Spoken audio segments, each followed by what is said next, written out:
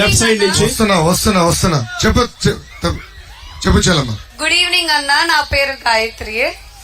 అన్న, ఈ చాలా అరచకాలు జరిగినాయి అని అన్నారు, కానీ మీరు అధికారంలోకి వచ్చిన తర్వాత సినిమా చూపిస్తున్నామని కూడా మీరే అన్నారు. అంటే మీరు అధికారంలోకి వచ్చిన తర్వాత అరచకాలు చేస్తామన్నారా? ఇవన్నీ కొనాల్సిందేనా? మైక్ ఎక్కడ, సిస్టమ్ ఎక్కడ ఉందమ్మా?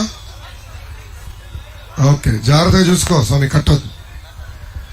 ఒకసారి can you repeat the question తల్లి? ఓకే అన్న, అంటే ఈ పాలనలో చాలా అరాచకాలు జరిగినాయి అని మీరు అన్నారు. అంటే మీరు అధికారంలోకి వచ్చిన తర్వాత సినిమా చూపిస్తామని కూడా మీరే అన్నారు. అంటే మీరు అధికారంలోకి వచ్చిన తర్వాత అరాచకాలు చేస్తామంటున్నారా? ఇలాంటి కొనసాగించాల్సిందేనా? చెల్లమ్మ, ఇప్పుడు మీ లోకేష్ పైన 23 కేసులు పెట్టారు తల్లి. 2019 ముందల నా పైన ఒక్క కేసు లేదు. నేను ఏనాడు పోలీస్ స్టేషన్కి వెళ్ళా. అలాంటిది నన్ను ఇప్పటికి 6-7 సార్లు పోలీస్ స్టేషన్ తీసుకెళ్లారు. పోలీస్ స్టేషన్ కాస్త అత్తగారి ఇల్లాగా అయిపోయింది తల్లి.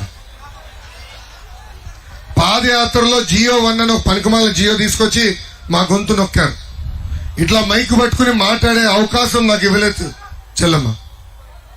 సో నేనేమన్నానంటే, ఏ అధికారులు అయితే చట్టాన్ని ఉల్లంఘించి మమ్మల్ని ఇబ్బంది పెట్టారో వాళ్ళపైన జ్యుడిషియల్ ఎంక్వైరీ చేస్తాం, వాళ్ళ సర్వీస్ నుంచి డిస్మిస్ చేసి జైలుకి పంపించేదాన్ని కూడా నేను వెనకాడనన్నా.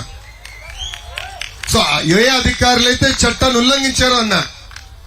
సో ఎందుకు అందరూ భయపడుతున్నారు? నాది కక్ష సాధింపు కాదు.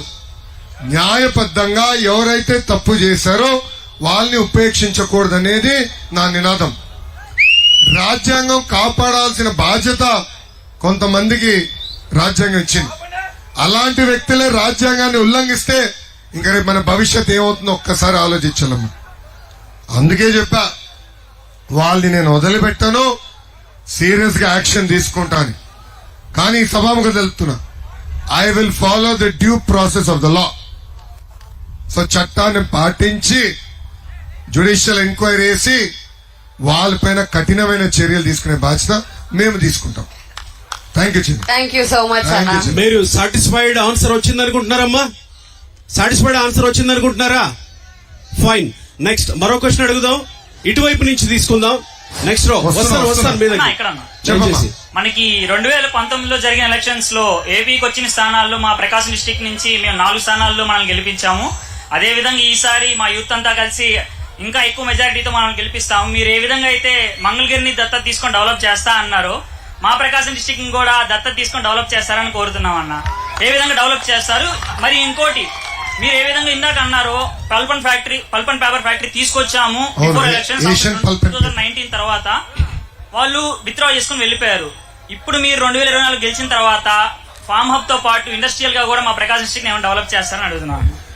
తమ్ముడు, నేను పంచాయతీరాజ్ గ్రామీణాభివృద్ధి శాఖ మంత్రిగా ఉన్నప్పుడు మాక్సిమం ఫండ్స్ ఒక ప్రకాశం జిల్లాలో మేము ఖర్చు పెట్టాం. ఆనాడు మేము వేసిన రోడ్లే, ఆనాడు మేము కట్టిన డ్రైన్లే. అంతెందుకు ఒంగోలు పట్టణంలో దామచర్ల జనార్దన్ మనందరం ముద్దుగా డీజే అంటాం. డీజే గారి నాయకత్వంలో 2500 కోట్ల రూపాయలు ఒక్క ఒంగోలు నియోజకవర్గ అభివృద్ధి కోసం మేము ఖర్చు పెట్టాం. ఇప్పుడు మిమ్మల్ని అందరూ కోరుతున్నా, 100% ఎమ్మెల్యే స్థానాలు మాకు ఇవ్వండి. నేను ఆనాడు పాదయాత్రలో ఇచ్చిన ప్రతి హామీ నిలబెట్టుకునే బాధ్యత వ్యక్తిగతంగా మీ లోకేష్ తీసుకుంటాడు. నేను హామీ ఇచ్చా, ఒక ఫార్మ్ హబ్ గా ఏర్పాటు చేస్తామని. వెళ్ళిపోయిన కంపెనీలు అవి వస్తే రావు నాకు ఇప్పుడు తెలియదు, కానీ అలాంటి ఇన్వెస్ట్మెంట్ అంటే 12,000 మందికి ఉద్యోగాలు ఉపాధి కల్పించే పరిశ్రమలు, అలాంటి పరిశ్రమలు ప్రకాశం జిల్లాకి తీసుకొచ్చే బాధ్యత నేను తీసుకుంటా. మన ప్రకాశం జిల్లాలో పశ్చిమ ప్రాంతం ఉంది. తాగునీరు సాగునీరు అనేక ఇబ్బందులు ఎదుర్కొన్నాం. ఆనాడు నేను మంత్రిగా ఉన్నప్పుడు తాగునీటి పథకం కేటాయించా. ఈ ప్రభుత్వ అధికారులకు వచ్చి అది కట్ చేసింది, ఆ పథకం కూడా క్యాన్సిల్ చేసింది. అంటే కనీసం తాగునీరు ఇచ్చేదానికి కూడా సిద్ధంగా లేరు ఇక్కడ. సో తప్పనిసరిగా ఇచ్చిన హామీలు నిలబెట్టుకునే బాధ్యత మేము తీసుకుంటాం. మాకు 100% సీట్లు గెలిపించే బాధ్యత యువకులుగా మీరు తీసుకోవాలని ఈ సభాముఖంగా కోరుతున్నాను. థ్యాంక్ యూ అన్న. థ్యాంక్ యూ తమ్ముడు. దాదాపు ఒంగోలుని లోకేష్ గారు దత్తత తీసుకునే వరకు దాదాపుగా ఆయన్ని కన్విన్స్ చేసే ప్రయత్నం చేసిన బ్రదర్ కి ఒకసారి గట్టిగా క్లాప్స్ కొడదామా? రైట్, మరొక ప్రశ్న తీసుకుందాం. ఇందాక నుంచి ఉత్సాహంగా ఉన్నారు యువకులు, ఇక్కడి నుంచి తీసుకుందాం. హలో, ఇక్కడి నుంచి ఈ రోజు నుంచి తీసుకుందాం. ఒక్క నిమిషం, ఎక్కడున్నారు? ఎవరు? ఇక్కడంటే ఎక్కడ స్వామి? ఇక్కడ స్వామి. స్వామి స్వామి స్వామి రైట్, నమస్కారం సార్, నా పేరు రామకృష్ణారెడ్డి. రామకృష్ణ గారు ఫస్ట్ ఆఫ్ ఆల్ చెప్పండి. మీకు హృదయపూర్వక ధన్యవాదాలు. Thank you. ఇంతమందిలో మంచి కార్యక్రమాలు కూడా పక్కదారి మళ్లించారు జగన్మోహన్ రెడ్డి గారు, బ్యాండేజ్ బబ్లు గారు. ప్రకాశం జిల్లా అంటే నాకు చాలా అభిమానం, చాలా ప్రేమ. ఎందుకంటే ఆంధ్ర రాష్ట్ర వ్యాప్తంగా 2019లో గాలి ఒకవైపు ఉంటే ప్రకాశం జిల్లాలో మటుకు ఇంకొక వైపు గాలి నడిచింది. ఆనాడే మా శాసనసభ్యులు మీరు గెలిపించారు, మమ్మల్ని ఆశీర్వదించారు, దీవించారు.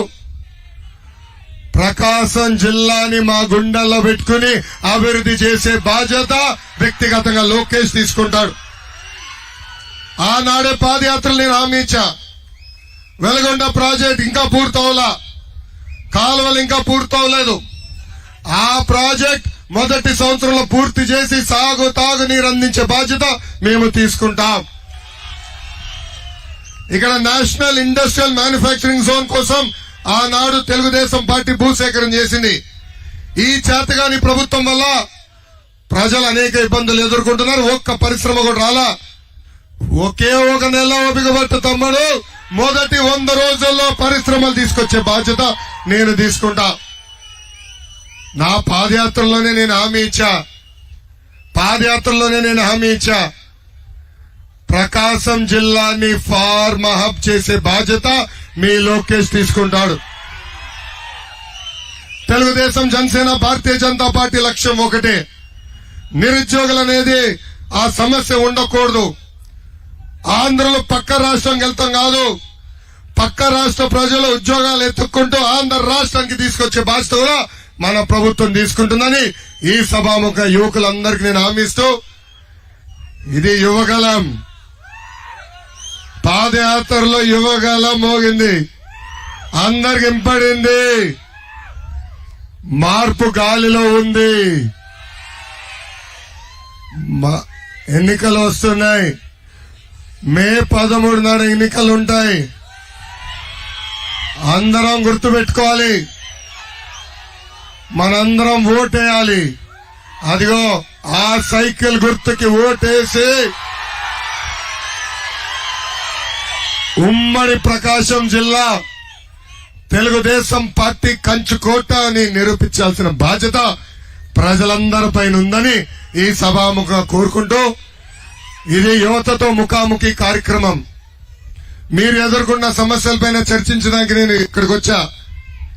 ఇప్పుడు ఈ కార్యక్రమం ప్రారంభించాల్సిగా పెద్దలందరినీ నేను కోరుకుంటూ, ఇంకా మిగతా విషయాలన్నీ ఈ ముఖాముఖి కార్యక్రమాల ద్వారా మీతో నేను మాడతా.